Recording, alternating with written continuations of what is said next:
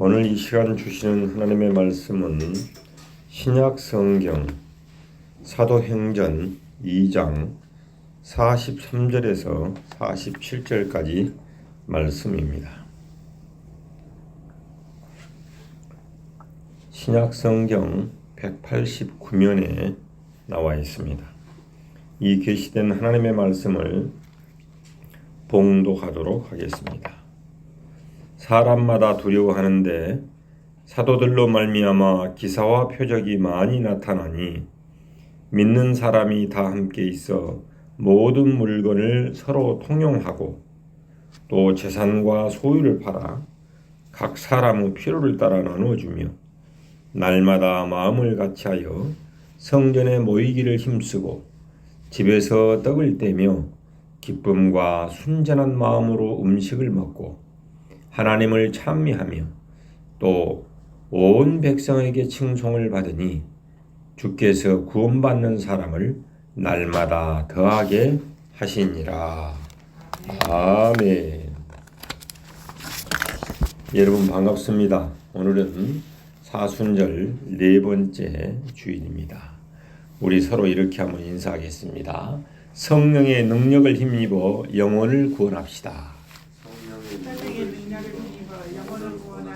사랑합니다. 축복합니다. 사랑합니다. 축복합니다. 네, 여러분 반갑습니다. 네, 오늘 이 봉독한 이 본문 말씀은 초기 교회, 제일 처음에 예수님께서 추구했던 그 초기 교회, 예수님이 돌아가시고 난 다음에 예수님의 제자들을 통해서 이루어졌던 초기 교회 공동체 모습을 말씀하고 있습니다. 예수님의 뜻을 따라서 예수님의 제자들의 가르침을 받아서 초기 교회는 오늘 그 본문을 한마디로 8가지로 정리해서 설명한다면은 서로 교제하는 공동체였습니다. 두 번째로는 오로지 기도에 힘쓰는 기도하는 그런 공동체였습니다. 세 번째로는 사도들을 통해서 기사와 표적이 나타나는 그런 공동체였습니다. 네 번째로는 이제 소유, 자기들의 소유를 서로 나누는, 그래서 가난한 사람이나 부자나 이렇게 불평등이 없이 서로 나누는 그런 공동체였습니다. 다섯 번째로는 서로 모여서 맛있게 식사를 하고 이렇게 이 식사하는 그런 아름다운 공동체였습니다. 그 다음에 여섯 번째로는 하나님을 찬미하고 하나님을 찬양하는 그런 공동체였습니다. 그 다음에 마지막으로는 이 성령의 능력으로 영혼을 구원하는 그런 공동체였던 것입니다. 그래서 한국 교회가 이상적으로 추구하는 그런 공동체의 모습이 오늘 이 본문에 나오는 초기교회의 모습이라고 말할 수 있습니다. 그래서 가정교회에서는 신약교회 회복운동을 가지고 우리 각 교회들마다 이런 아름다운 공동체가 되기를, 그런 교회가 되기를 꿈꾸면서 날마다 예배드리며 기도하며 성도들이 모여서 이렇게 합력하여 선을 이루어가고 있는 것입니다. 여러분, 성령의 능력이나 역사를 한두 마디로 설명하기는 쉽지 않습니다. 그 이유는 성령의 능력과 역사가 너무나도 크고 놀랍기 때문입니다. 그러나 성령이 하시는 일을 한마디로 요약한다면 무엇이냐? 바로 그것은 영혼을 구원하는 것입니다. 그래서 가정교회 목표가 영혼을 구원하여 제자 삼는 교회가 전체적인 목표라고 말할 수 있습니다. 다시 말하면 성령의 능력은 사람들의 마음을 감동하여서 예수님을 믿게 하고 예수님을 믿음으로 회개함으로써 죄사함을 받아서 그 영혼이 구원을 하게 하는 것입니다. 왜 다른 사람들의 영혼을 구원해야 하는 것입니까? 오늘은 그 이유를 한번 찾아보고 우리도 영혼을 구원하는 일에 최선을 다하도록 합시다. 첫 번째로 영혼이 구원을 받아야지만이 참 사람이 되기 때문에 그렇습니다. 영원히 죽어버린 인간은 참 사람이 아닙니다. 즉 짐승과 사람의 차이점이 무엇이냐? 인간만이 영혼을 가진 영적인 존재라는 것입니다. 여러분, 사람과 비슷하지만은 원숭이는 영혼이 없습니다. 그래서 영혼이 없는 존재는 하나님을 만날 수가 없습니다. 그래서 원숭이 세계에는 예배가 없습니다. 원숭이가 예배드렸다는 모습 말 들어봤어요? 없지요. 예배가 없는 것입니다. 사람이냐 짐승이냐를 결정하는 가장 중요한 요소는 무엇이냐? 영혼이 있느냐 없느냐 하는 것입니다. 그리고 그보다 더 중요한 것은 그 영혼이 어떤 영혼이냐 하는 것입니다. 영혼은 크게 둘로 구분할 수 있습니다. 하나는 산 영혼이 있고 다른 하나는 죽은 영혼입니다. 여러분, 산 영혼은 생명의 주 되시는 예수를 믿고 구원받은 영혼을 산 영혼이라고 말하고, 죽은 영혼은 예수를 믿지 않고 지옥 가는 영혼을 말합니다. 그러니까 먹고 마시고 결혼하여서 자녀를 낳고 돈을 벌고 출세하며 산다고 해서 똑같은 사람이 아니라는 말씀입니다.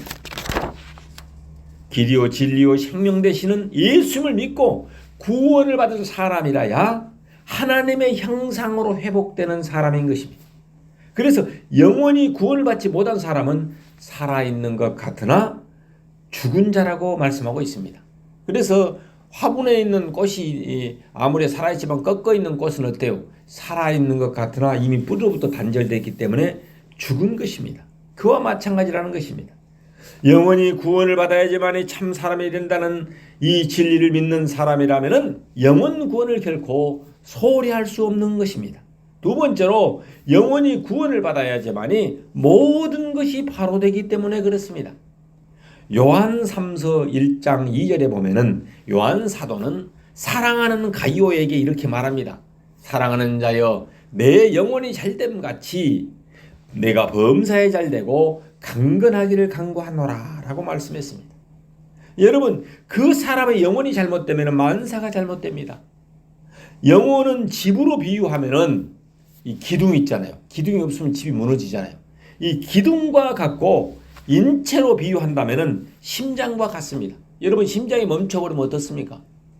죽게 되잖아요. 그래서 영혼은 참으로 귀중하다는 말씀입니다. 현대 최첨단 과학이 많이 발전했다고 하지만은 넘어서지 못하는 세계가 바로 무엇입니까? 바로 영혼의 세계인 것입니다. 인간은 육체의 세계와 정신의 세계와 영혼의 세계가 있습니다. 그래서 육체와 정신과 영혼은 각각 따로따로 활동하지만 서로 밀접하게 연결되어 있는 신비한 관계에 있습니다. 육체가 퇴화하고 병들면 어때요? 정신도 약해집니다. 정신적으로 건강하지 못하면 어떻습니까? 육체 활동도 건강하지 못하게 됩니다. 정신이 건강해야지만 육체 활동도 건강한 상태를 유지할 수가 있는 것입니다. 그러나 영혼이 병들게 되면은 정신도 육체도 오로지 병들고 흔들리게 된다는 것입니다. 한 젊은이가 어느 날부터 밤이면 악몽에 시달린가 하면은 불면증으로 밤을 지새우기 시작했다고 합니다.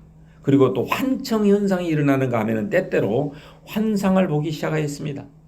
여기에 놀란 가족은 신경쇠약이라고 판단해서 병원의 신경정신과를 찾아가 치료를 받게 했다고 합니다.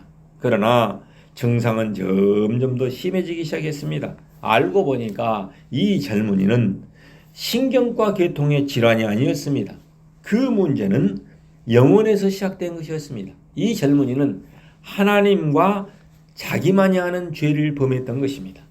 실수로 범한 죄에 대한 이 자책감 때문에 날마다 고민하는 동안에 그 영이 병들기 시작한 것입니다. 그런 경우에는 신경과 진료가 아니라 그 영혼을 뒤집고 있는 죄의 껍질을 벗겨내고 그 영혼이 치료를 받아야 하는 것입니다. 다시 말하면 하나님 앞에 지은 죄를 고백하고 회개함으로써 그 영혼이 치유를 받아야지만이 자유가 임하게 되는 것입니다. 그 순간부터 건강한 삶을 소유하게 되는 것입니다. 우리는 여기서 중요한 결론을 만나게 됩니다.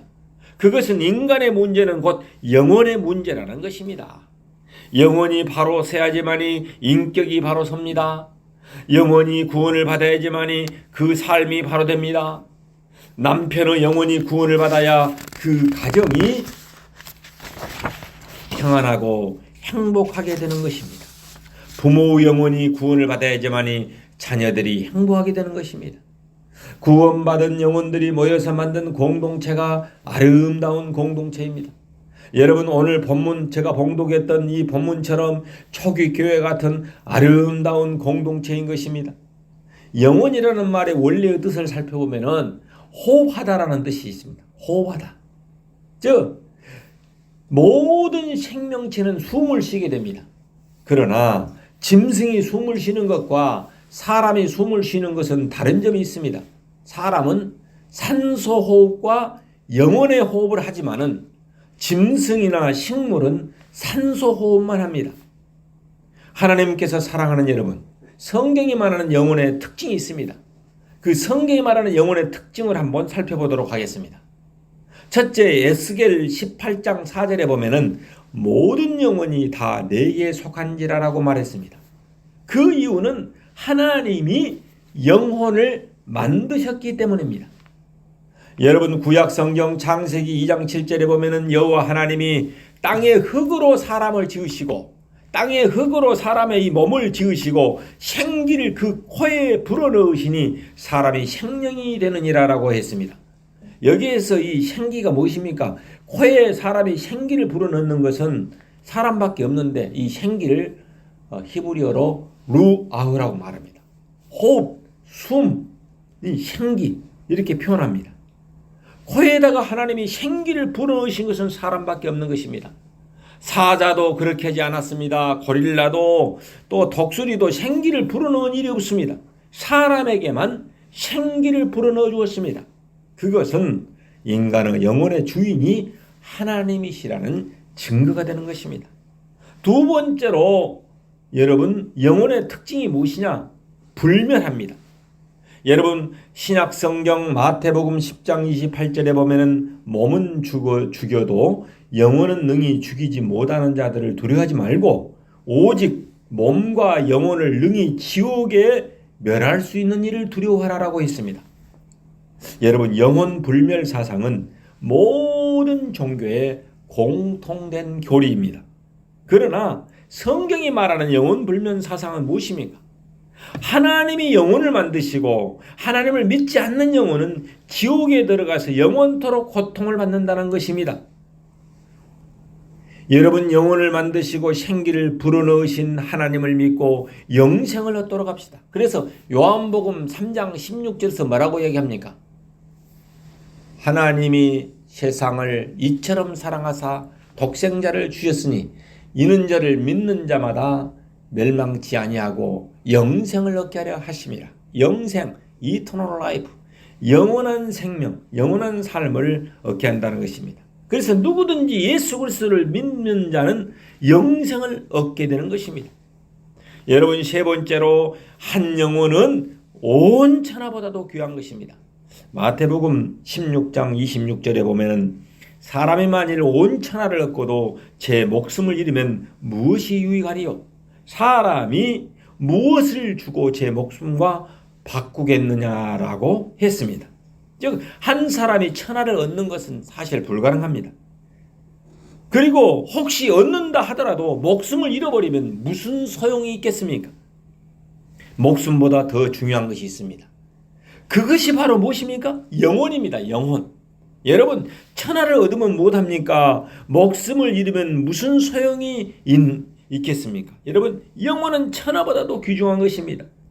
예수님을 믿음으로써 천하보다도 귀한 영혼을 구원하시기를 예수 이름으로 축원합니다. 네 번째로 영혼의 특징은 영혼과 육체는 분리됩니다. 여러분, 우리는 흔히 죽은 사람을 말할 때 뭐라고 얘기합니까? 저 사람 혼이 떠났다, 이렇게 표현하죠. 혼이 떠났다. 창세기 35장 18절에 보면은 그가 죽게 되어 그의 영혼이 떠나려 할 때라고 했습니다. 야곱이 사랑하는 아내 라헬이 막내 아들 베냐민을 낳을 때 난산으로 인해서 죽게 되어서 그 영혼이 떠나려 할 때를 말씀하고 있습니다. 여러분, 소천할 때 몸이 땅에 이제 묻히게 되잖아요. 우리가 사람이 죽게 되면은 땅에 묻힐 때 영혼도 함께 묻히는 것이 아닙니다. 육체와 함께 영혼이 그게 묻혀버린 것이 아니라 몸은 땅에 묻히지만은 내 영혼은 영원한 세계로 들어가게 되는 것입니다. 그래서 모든 육체는 죽으면 흙으로 돌아갑니다. 그러나 영혼은 두 군데로 나누어 들어갑니다.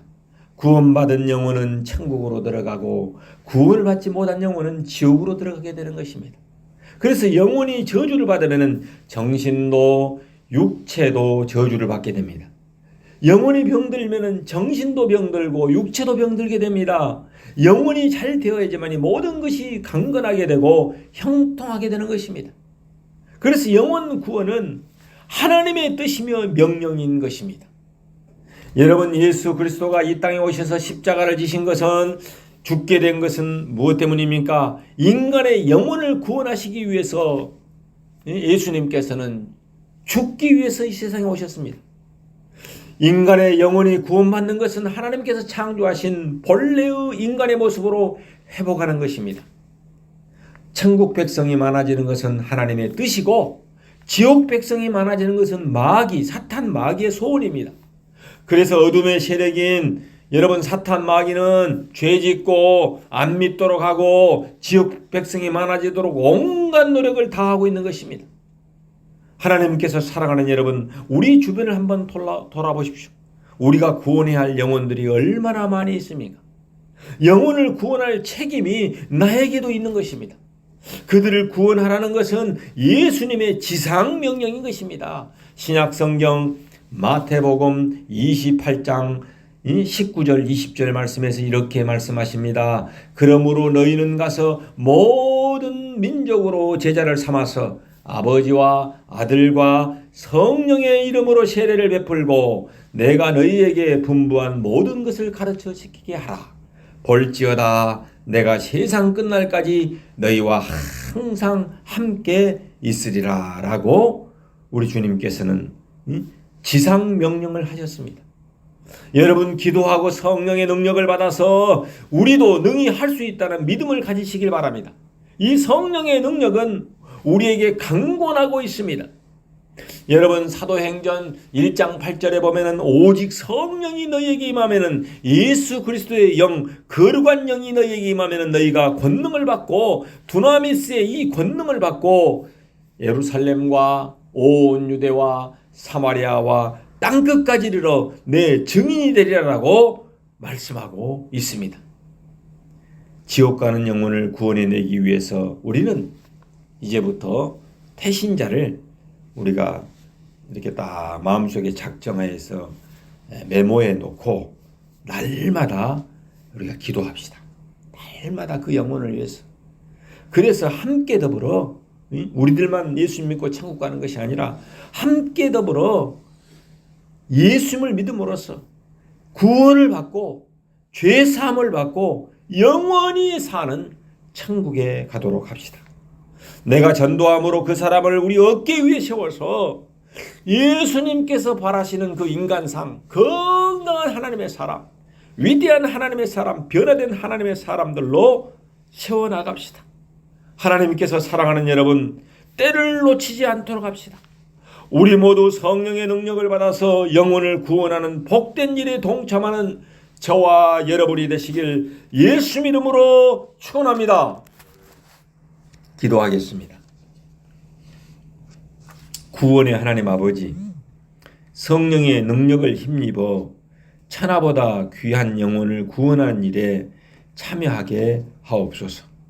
영혼이 구원을 받아야지 온전한 사람이 되기 때문입니다. 참 인간이 되기 때문입니다. 영혼이 구원을 받아야지만이 모든 것이 바로 되기 때문입니다. 한 영혼은 천하보다 귀하기 때문입니다. 영혼 구원은 하나님의 뜻이며 지상 명령이기 때문입니다. 성령의 능력으로 영혼을 구원하는 행복한 동산교회가 되게 하옵소서. 온 인류의 구원주 되시는 예수님의 이름 받들어 기도하옵나이다. 아멘.